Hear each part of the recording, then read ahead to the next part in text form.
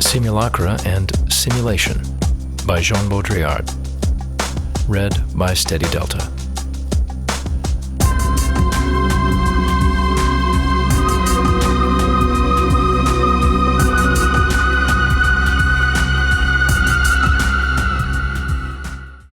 Part 9. The Orbital and the Nuclear.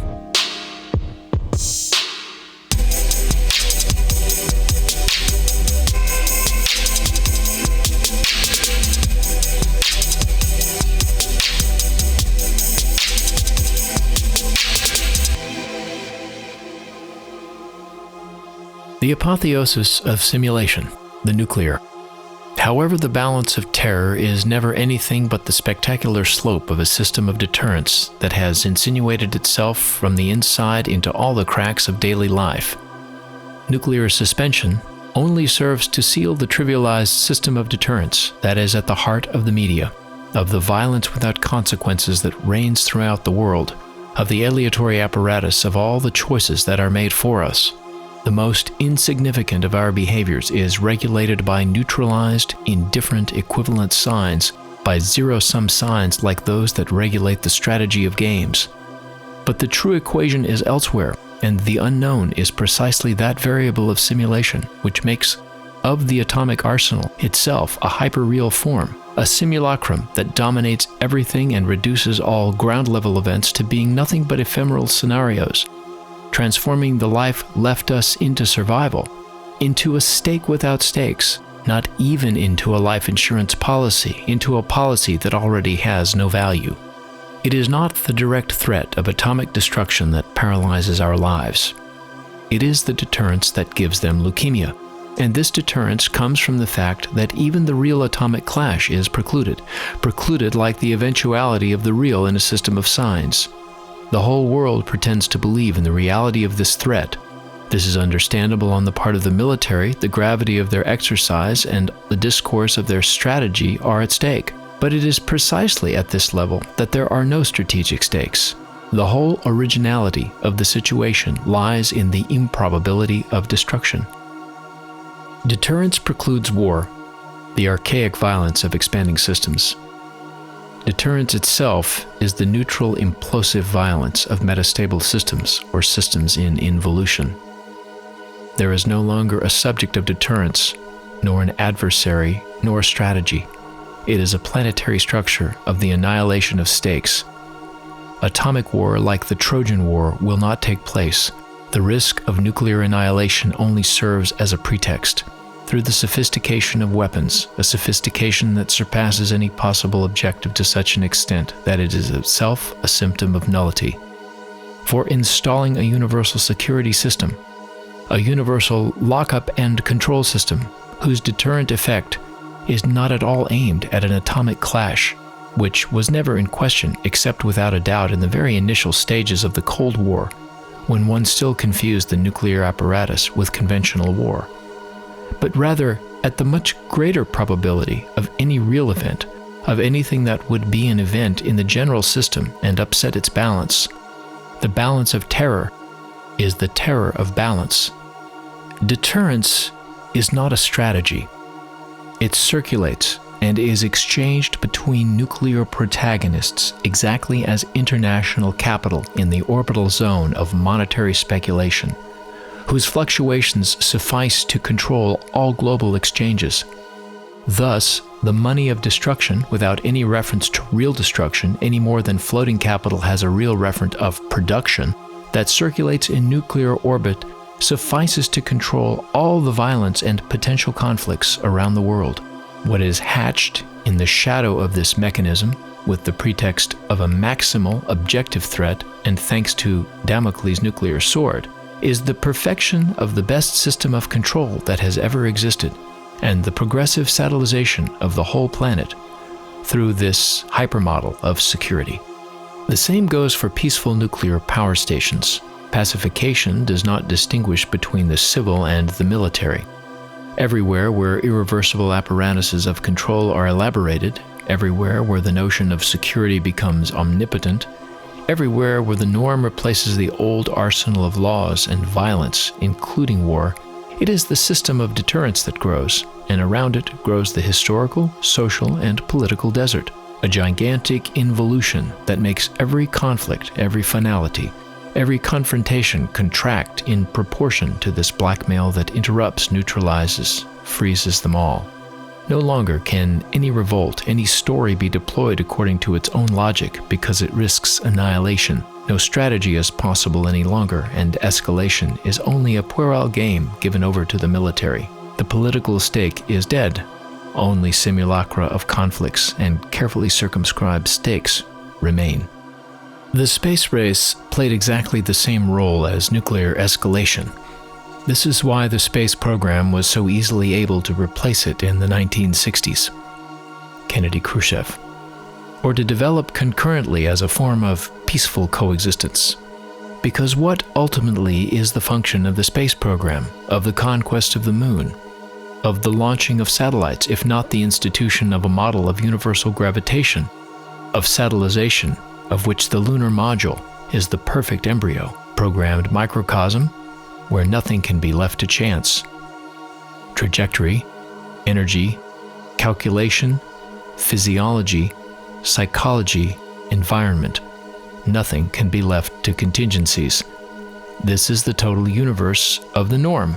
The law no longer exists. It is the operational immanence of every detail that is law. A universe purged of all threat of meaning, in a state of asepsis and weightlessness. It is this very perfection that is fascinating. The exaltation of the crowds was not a response to the event of landing on the moon or of sending a man into space. This would be rather the fulfillment of an earlier dream. Rather, we are dumbfounded by the perfection of the programming and the technical manipulation, by the imminent wonder of the programmed unfolding of events, fascination with the maximal norm and the mastery of probability, vertigo of the model, which unites with the model of death, but without fear or drive. Because if the law, with its aura of transgression, if order, with its aura of violence, still taps a perverse imaginary, the norm fixes, fascinates, stupefies, and makes every imaginary involute. One no longer fantasizes about the minutiae of a program. Just watching it produces vertigo, the vertigo of a world without flaws. Now it is the same model of programmatic infallibility, the maximum security and deterrence that today controls the spread of the social. There lies the true nuclear fallout. The meticulous operation of technology serves as a model for the meticulous operation of the social. Here as well, nothing will be left to chance. Moreover, this is the essence of socialization, which began centuries ago, but which has now entered its accelerated phase, toward a limit that one believed would be explosive revolution, but which for the moment is translated by an inverse, implosive, irreversible process, the generalized deterrence of chance, of accident, of transversality, of finality, of contradiction, rupture, or complexity in a sociality illuminated by the norm, doomed to the descriptive transparency of mechanisms of information. In fact, the spatial and nuclear models do not have their own ends. Neither the discovery of the moon, nor military and strategic superiority. Their truth is to be the models of simulation, the model vectors of a system of planetary control, where even the superpowers of this scenario are not free. The whole world is satellized. Resist the evidence. In satellization, he who is satellized is not who one might think. Through the orbital inscription of a spatial object, it is the planet Earth that becomes a satellite. It is the terrestrial principle of reality that becomes eccentric, hyperreal, and insignificant. Through the orbital instantiation of a system of control, like peaceful coexistence, all the terrestrial microsystems are satellized and lose their autonomy. All energy, all events are absorbed by this eccentric gravitation. Everything condenses and implodes toward the only micromodel of control, the orbital satellite, as conversely, in the other, biological dimension, Everything converges and implodes on the molecular micromodel of the genetic code. Between the two, in this forking of the nuclear and the genetic, in the simultaneous assumption of the two fundamental codes of deterrence, every principle of meaning is absorbed, every deployment of the real is impossible. The simultaneity of two events in the month of July 1975 illustrated this in a striking manner. The link-up in space of the two American and Soviet supersatellites, apotheosis of peaceful coexistence, the suppression by the Chinese of ideogrammatic writing and conversion to the Roman alphabet. The latter signifies the orbital instantiation of an abstract and modelized system of signs, into whose orbit all the once unique forms of style and writing will be reabsorbed. The satellization of language, the means for the Chinese to enter the system of peaceful coexistence, which is inscribed in their heavens at precisely the same time by the link-up of the two satellites, orbital flight of the big two, neutralization and homogenization of everyone else on Earth. Yet, despite this deterrence by the orbital power, the nuclear or molecular code, events continue at ground level. Misfortunes are even more numerous, given the global process of the contiguity and simultaneity of data. But subtly, they no longer have any meaning. They are no longer anything but the duplex effect of simulation at the summit. The best example can only be that of the war in Vietnam, because it took place at the intersection of a maximum historical and revolutionary stake, and of the installation of this deterrent authority. What meaning did this war have, and wasn't its unfolding a means of sealing the end of history in the decisive and culminating historic event of our era? Why did this war, so hard, so long, so ferocious, vanish from one day to the next, as if by magic? Why did this American defeat, the largest reversal in the history of the USA, have no internal repercussions in America, if it had really signified the failure of a planetary strategy of the United States? It would necessarily have completely disrupted its internal balance and the American political system. Nothing of the sort occurred. Something else then took place. This war, at bottom, was nothing but a crucial episode of peaceful coexistence. It marked the arrival of China to peaceful coexistence. The non-intervention of China obtained and secured after many years. China's apprenticeship to a global modus vivendi, the shift from a global strategy of revolution to one of shared forces and empires, the transition from a radical alternative to political alternation in a system now essentially regulated, the normalization of Peking-Washington relations. This was what was at stake in the war in Vietnam. And in this sense, the USA pulled out of Vietnam, but won the war, and the war ended spontaneously when this objective was achieved. That is why it was de-escalated, demobilized so easily. The same reduction of forces can be seen on the field. The war lasted as long as elements irreducible to a healthy politics and discipline of power, even a communist one, remained unliquidated. When at last the war had passed into the hands of regular troops in the north and escaped that of the resistance, the war could stop. It had attained its objective. The stake is thus that of a political relay. As soon as the Vietnamese had proved that they were no longer the carriers of an unpredictable subversion, one could let them take over. That theirs as a communist order is not serious in the end. It had proved itself. It could be trusted. It is even more effective than capitalism in the liquidation of savage and archaic pre-capitalist structures. Same scenario in the Algerian War. The other aspect of this war, and of all wars today, behind the armed violence, the murderous antagonism of the adversaries, which seems a matter of life and death, which is played out as such, or else one could never send people to get themselves killed in this kind of thing. Behind this simulacrum of fighting to the death and of ruthless global stakes, the two adversaries are fundamentally in solidarity against something else, unnamed, never spoken, but whose objective outcome in war, with the equal complicity of the two adversaries, is total liquidation, tribal, communitarian, pre-capitalist structures, every form of exchange, of language, of symbolic organization. That is what must be abolished. That is the object of murder in war, and war itself, in its immense, spectacular death apparatus, is nothing but the medium of this process of the terrorist rationalization of the social, the murder on which sociality will be founded, whatever its allegiance, communist or capitalist, total complicity or division of labor between two adversaries who may even consent to enormous sacrifices for it, for the very end of reshaping and domesticating social relations. The North Vietnamese were advised to countenance a scenario for liquidating the American presence, in the course of which, of course, one must save face.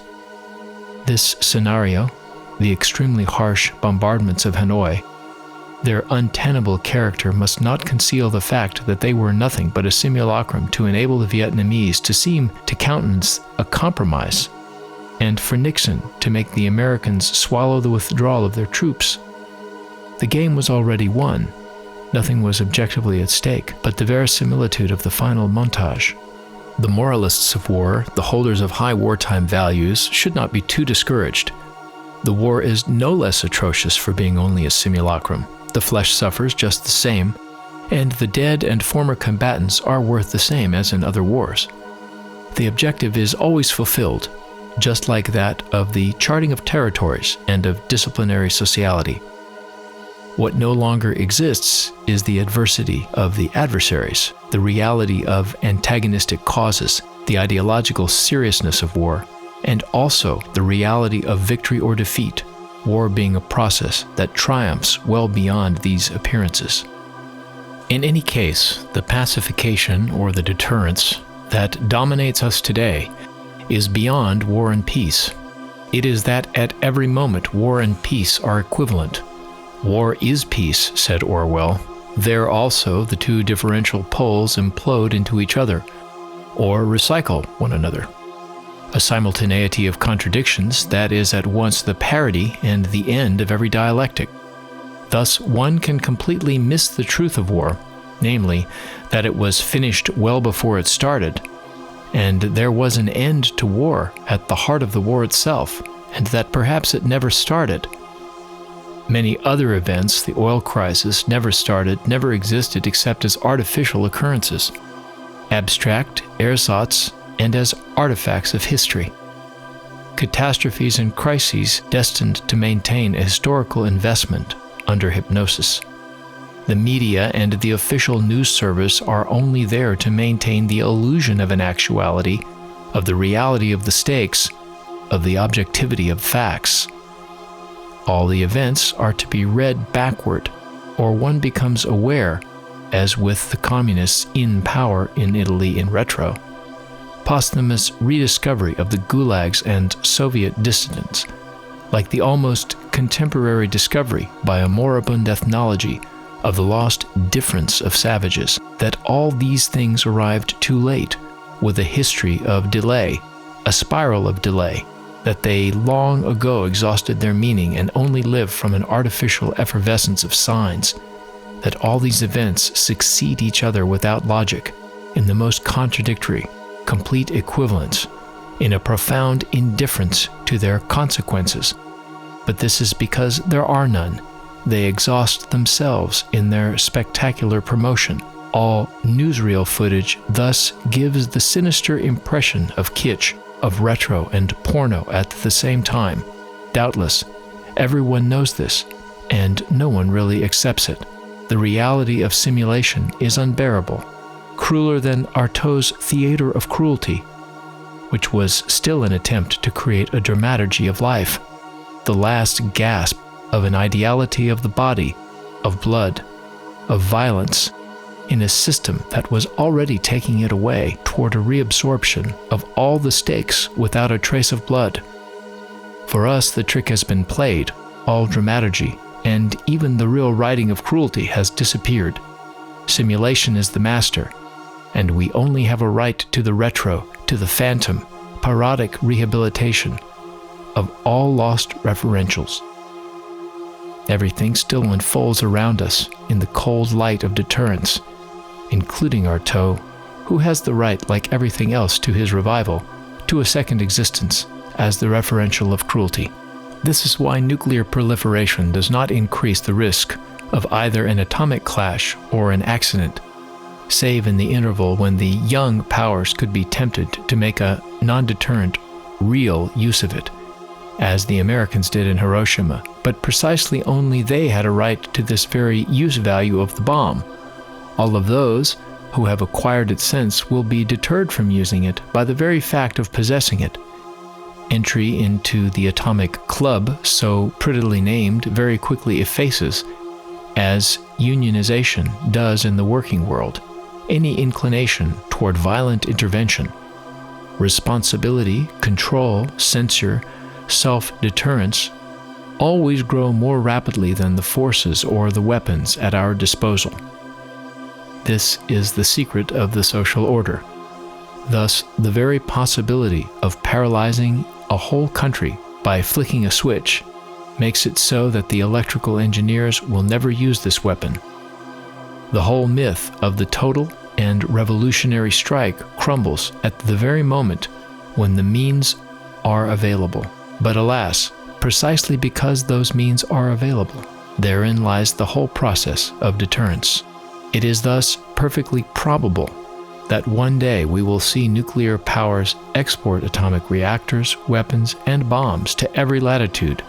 Control by threat will be replaced by a more effective strategy of pacification through the bomb and through the possession of the bomb. The little powers, believing they are buying their independent striking force, will buy the virus of deterrence, of their own deterrence. The same goes for the atomic reactors that we have already sent them, so many neutron bombs, knocking out all historical virulence, all risk of explosion. In this sense, the nuclear everywhere inaugurates an accelerated process of implosion. It freezes everything around it.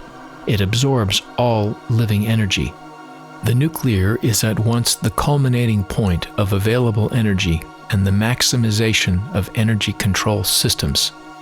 Lockdown and control increase in direct proportion to, and undoubtedly even faster than, liberating potentialities. This was already the aporia of the modern revolution. It is still the absolute paradox of the nuclear.